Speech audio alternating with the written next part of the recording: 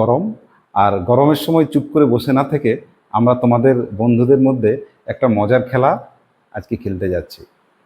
খেলাটা কেমন না, সমান সমান আমাদের ভাগ করে দিতে হবে, যেন কোনো বাড়তি না থাকে, প্রত্যেকে সমান করে পাই। আজকে দেখো তোমাদের জন্য কি আনা হয়েছে। কি এগুলো? কলম। এবারে এমনভাবে ভাগ হবে যেন প্রত্যেকে সমান পায়। কি কিভাবে ভাগ হতে পারে আজকের খেলাটা, সেটা নিয়ে তোমরা গুনবে এবং আমার থেকেও যেন তাড়াতাড়ি ভাগ হতে পারে সেই নিয়ে ভাববে। দেখো, মনে করো তোমাদের একজন বন্ধু আছে, তাহলে তাকে আমি কটি কলম দেবো বলো? তোমাদের একজন বন্ধু আছে, তাকে কটি দিতে পারে? সবগুলোই দিয়ে দিতে হবে, ছটিয়েই দিতে হবে। তাহলে একজন বন্ধু থাকলে তাকে কি করব, তাকে 6টি কলমেই তুমি দিয়ে দিবে। কেমন? আচ্ছা, এবারে যদি মনে করো দুজন বন্ধু হয়ে যায়, তাহলে কেমন ভাগ হবে? যদি দুজন থাকে তখন কি করবে? দুজন থাকলে কি করবে? একে দুভাগ করতে হবে। এইদিকে 3টা করো আর এইদিকে 3টা করো। দেখো, দুজন বন্ধু থাকলে কি করবে? কটি করে পেলো? 3টি করে পেলে। কেমন? তাহলে দুজন বন্ধু থাকলে কটি করে পাচ্ছে? 3টি করে পাচ্ছে, 3টি কলম করে পেয়ে গেল। আচ্ছা, এবারে যদি 3জন বন্ধু থাকে তাহলে কি হবে বলো? 3জন থাকলে দেখো সমান যেন হয়। দেখো, এইবারে দেখো 3জন বন্ধু থাকলে কটি করে হচ্ছে? 2 2 2। দেখো 3 ভাগ করেছি আমরা, প্রত্যেক ভাগে কেমন আছে? সমান আছে। তাহলে 3জন বন্ধু হলে কটি করে পাওয়া গেল?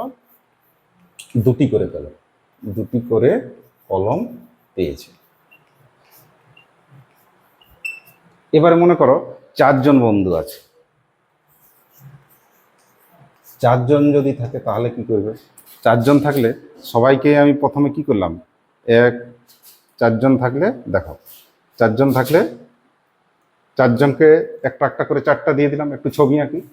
প্রত্যেককে 2 3 4, 4জনকে 4টে দিলাম। আর এই দুটো তাহলে কাকে দেবে? এ তো কোনো উপায় নেই। তাহলে দুটো আমাদের কি হলো? অবশিষ্ট হয়ে গেল। ভাগটা সমান হলো কি না? তাহলে 4জন হলে কি করা হয়ে গেল বলো? সমান ভাগ হবে কি না? সমান ভাগ হবে না। 4জন হলে সমান ভাগ হলো না। কি হয়ে গেল? এখানে 2টি আমাদের বাড়তি হয়ে গেল, অবশিষ্ট থেকে গেল। আচ্ছা, এরপরে 5জন দেখি আসি। 5জন হলে কি হচ্ছে বলো? 5জন হলে সে একই সিস্টেম। 5জনকে 5টা দিয়ে দাও, 1টা 2টা 3টা 4টা 5টা, আর একটা কি হচ্ছে? বাড়তি থেকে যাচ্ছে। তাহলে এক্ষেত্রেও একই সমস্যা। 5জন যদি থাকে তাহলে সবাইকে তুমি একটা করে দিলে, একটা কিন্তু তোমার কি হচ্ছে? বাড়তি হয়ে যাচ্ছে। তাহলে এক্ষেত্রেও আমরা কি বলবো? সমান ভাগ হবে না। সমান ভাগ হবে না। এক্ষেত্রে কি থাকবে? একটি তোমার বাড়তি হয়ে যাচ্ছে, অবশিষ্ট হচ্ছে।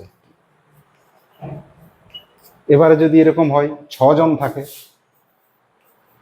এটা তো খুব সহজ, তোমরা আগেই করে ফেলেছো। 6জন হলে কি করবে? প্রত্যেককে একটি করে দিয়ে দেবে। 1 2 3 4 5 6। 6জন হলে খুব সহজ। কি করলে? সবাইকে একটি করে দিয়ে দেবে। 6জন যদি থাকে তাহলে কি করবে? প্রত্যেককে একটি করে দিতে পারবে। প্রত্যেককে একটি করে দিতে পারবে। এক্ষেত্রে কি হলো? সমান ভাগ হলো। তাহলে কোন কোন ক্ষেত্রে আমাদের সম্ভব হয়েছে বলো সমান ভাগ করা? দেখো, এই ক্ষেত্রে পেরেছি, এই ক্ষেত্রে পেরেছি। 2জনকে আমরা 3টি করে দিয়েছি, 3জনকে 2টি করে দিয়েছি। এটা আমাদের হয়নি। 4জনকে ভাগ করতে পেরেছি না, দুটো অবশিষ্ট আছে, তাহলে এটা নেওয়া যাবে না। 5জনকে পেরেছি না, এক্ষেত্রে অবশিষ্ট থাকছে, এটাও নেওয়া গেল না। আর 6জন যদি থাকে তখন কিন্তু আমরা সমান ভাগ পেরেছি। তাহলে কোন কোন ক্ষেত্রে আমাদের সম্ভব হয়েছে? না, একের ক্ষেত্রে সম্ভব হয়েছে, একজন যদি থাকে। 2জন যদি থাকে সম্ভব হয়েছে। 3জন যদি থাকে সম্ভব হয়েছে। আর 6জন যদি থাকে সম্ভব হয়েছে। তাহলে যেগুলোতে সম্ভব হলো, অর্থাৎ 1 2 3 এবং 6, এই সংখ্যাগুলোকে বলা হবে 6-এর গুণনীয়ক। তাহলে আমরা এখন যে জিনিসটা শিখলাম যে 6-এর গুণনীয়ক, এদেরকে বলা হয় গুণনীয়ক যখন আমরা ভাগ করছি। কি কি পেয়েছি গুণনীয়ক বলো, যেগুলো দিয়ে ভাগ করা যাচ্ছে, অর্থাৎ 1 গেল, 2 গেল, 3 গেল এবং 6। 1, 2, 3 এবং 6, এগুলো হচ্ছে 6-এর গুণনীয়ক। ঠিক, এবারে দেখো এটাকে কিভাবে আমরা ভাষার আকারে লিখতে পারি সেটা নিয়েও আমরা কিছু কথা বলেছি। কিভাবে? কোনো সংখ্যা মানে ধরো তোমার এখানে আছে 6, সেই সংখ্যাকে যে যে সংখ্যা দ্বারা নিঃশেষ ভাগ করা যায়, নিঃশেষ মানে ভাগ করার পর যেন অবশিষ্ট না থাকে, ভাগশেষটা হবে 0, মানে কোনো ভাগশেষ থাকলো না। নিঃশেষে যদি ভাগ করা যায়, নিঃশেষে যদি এই যে আমরা যে ভাগটা করছিলাম, নিঃশেষে যদি ভাগ করা যায়, তাহলে এই যে সংখ্যাগুলা দ্বারা ভাগ করা যাচ্ছে তারা হচ্ছে এই সংখ্যার গুণনীয়ক। ভাগ করা যায় তাদের ওই সংখ্যার মানে 6-এর কি বলে? গুণনীয়ক বা উৎপাদক বলে। ঠিক, তাহলে 6-এর গুণনীয়ক কে কে বা উৎপাদক একই ব্যাপার, 1, 2, 3 এবং 6। ঠিক, এবারে আমরা আরেকটা মজার গাছ তৈরি করি এবং সেখান থেকে কিভাবে উৎপাদক বের করতে পারি একটু শিখে নিই।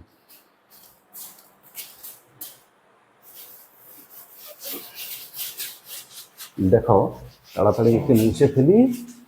এবার একটা গাছ তৈরি করব আমরা, এবং সেই গাছের সাহায্যে কি করে আমরা সহজে কোনো সংখ্যার গুণনীয়ক বের করতে পারি সেটা আমরা দেখি।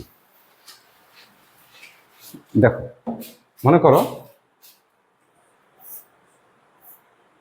আমি একটা সংখ্যা নিয়েছি, কত লিখেছি বলো? 12। এবার 12কে আমি ভাগ করছি।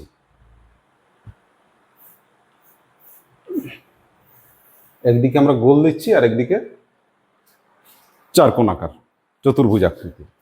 তাহলে 1 দিয়ে যদি আমরা ভাগ করি কেমন হবে বলো? 1, 12। ওই যে ভাগটা আমরা করলাম, যদি একজন বন্ধু থাকে তাকে কি করব? 12টাই দিয়ে দিতে হবে।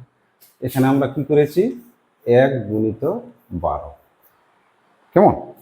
1 গুণিত 12। আচ্ছা, এটা থাক। আচ্ছা, এবারে দেখো এই 12টাকে আবার ভাঙো।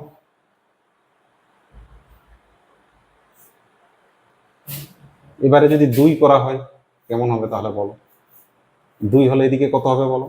2, 6, 12। তাহলে এদিকে কত হবে? 6।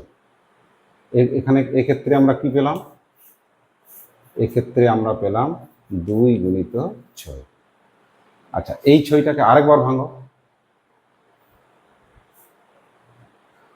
এক্ষেত্রে আমরা কি পাবো? একেবারে ছোট ছোট হয়ে যাবে, আর ভাঙা যাবে না। তাহলে দুটোই তুমি এরকম চারকোনা দিয়ে দাও। 6টাকে ভাঙো তোমরা, 2, 3, 6 হয়, 2, 3, 6। তাহলে এখানেও এই পাশে লিখে দেবে, আমার তো জায়গাটা নেই এখানে, 2 গুণিত 3 লিখবে, 2 গুণিত 3 সমান হচ্ছে 6। কেমন? তাহলে তুমি এখানে কি বের করেছো বলো? 12 এর গুণনীয়ক বা উৎপাদক একই জিনিস। কি কি পেলে বলো? এখান থেকে শুরু করবে, একদিক থেকে, এই দিক থেকে পড়তে শুরু করবে। শুরু করো। কি পেয়েছো? 1। তারপর কত পেয়েছো? 2। 2 এর পরে আবার 2। সেটা না করে আমরা কি করব? এদের গুণ করব, যেন প্রতিটা সংখ্যা আমার আলাদা হয়। একটা সংখ্যা একবার নিয়েছি মানে আর নেওয়ার দরকার নেই। তাহলে কি কি আছে বলো? এখানে 1 আছে। 1-এর পরে কত আছে? 2। 1-এর পরে কত আছে? 2। এবারে এই দুটো 2-এর গুণ করে দেখো, আর একটা সংখ্যা পাওয়া যাবে। 2 গুণিত 2 সমান কত হয়ে গেল? 4 পেয়েছি। তারপরে কত আছে? এই দুটো গুণ করলেও হবে বা সরাসরিও পাবে, দুটোই সম্ভব। তাহলে 2, 3, 6 হয়, তাহলে সেটাও নিতে পারো, বা শুধু 6 এটা নিলেও হবে। আমি যেহেতু 6 আছেই আর সেটা নিচ্ছি না। 6-এর পর কত আছে? একবারে 12 আছে। তাহলে কি কি পেলাম বলো? আমরা এখানে পেয়েছি 1, 2 আর 3টা আমাদের নেওয়া হয়নি, দেখো 3টা বাকি আছে। 1, 2, 2-এর পর এখানে 3 নিয়ে নেবে। 1, 2, 3, 4, 6 এবং 12। তাহলে 12-র গুণনীয়ক কি কি পাওয়া গেল? 1, 2, 3, 4, 6 এবং 12। এগুলো হচ্ছে 12-র গুণনীয়ক। এইভাবে গাছ তৈরি, উৎপাদক গাছ তৈরি করবে এবং এই গাছ তৈরির মাধ্যমে তোমরা গুণনীয়ক বের করা অভ্যাস করবে। 12 হোক, 18 হোক, যে কোনো সংখ্যার প্রথমে এইভাবে করো। এবং খেয়াল করবে এই যখন গুণনীয়ক বের হচ্ছে একটা সংখ্যা যেন দুবার না লেখা হয়, প্রতিটি সংখ্যা একবার লিখবে। এখানে গুণ করে দেখতে পারো, দেখো 1 লিখলাম, 1-এর পর 2, 2-এর পর কে হতে পারে 3, আমার আছেই, তাহলে 3 লিখলাম। 3-এর পরে এই যে 2 দিয়ে গুণ করে দেখো 4, একটা নতুন সংখ্যা পেয়েছি। আবার 2-3 কত হয় 6, 6 আছে, 6-এর পর দেখো 12। একটা জিনিস সবসময় মাথায় রাখবে যে গুণনীয়ক সবসময় কি হয়, গুণনীয়কের একটা মাপ আছে, নির্দিষ্ট হয়। যেমন 12-র গুণনীয়ক আমরা কি পেলাম, 1, 2, 3, 4, 6 এবং 12, অর্থাৎ একটা লিমিটেড পেয়েছি, সংখ্যাই পেয়েছি। তাহলে গুণনীয়কের সংখ্যা হচ্ছে নির্দিষ্ট, এটা তোমাকে মাথায় মনে রাখতে হবে। গুণিতক যেমন অসংখ্য ছিল, এগুলো কিন্তু কি হবে, সংখ্যায় নির্দিষ্ট হবে, এর একটা মাপ আছে, এর বেশি কিন্তু পাওয়া যাবে না। এবং গুণনীয়কের সবচেয়ে বড় বন্ধুকে বলতো, সে নিজেই। কোনো একটা সংখ্যার সবচেয়ে বড় গুণনীয়ক কত, সে নিজেই। মনে থাকবে। 2 নম্বর কি, সবচেয়ে বড় গুণনীয়ককে বা সবচেয়ে তার বড় বন্ধুকে, সে নিজেই। সবচেয়ে বড় গুণনীয়ক কে, সে নিজেই, সংখ্যাটি নিজেই। গুণনীয়ক সংখ্যাটি নিজেই, সংখ্যা নিজে। দেখো এখানে এক্ষেত্রে 12 সবচেয়ে বড় গুণনীয়ক কে হয়েছে, 12। ঠিক আছে। আর 1 হচ্ছে সবার বন্ধু। তাহলে গুণিতকের সময় আমি মাথায় রাখতে বলেছিলাম নামতা, গুণনীয়কের সময় মনে রাখতে হবে ভাগ করে করে তোমাকে করে যেতে হবে, এইভাবে বিশ্লেষণ করে করে। এটাকে উৎপাদক বিশ্লেষণও বলে। 1 12, 12 1 12, 6 2 12, 3 2 6, এইভাবে গাছ তৈরির মাধ্যমে তোমরা উৎপাদকগুলো তৈরি করা অভ্যাস করো।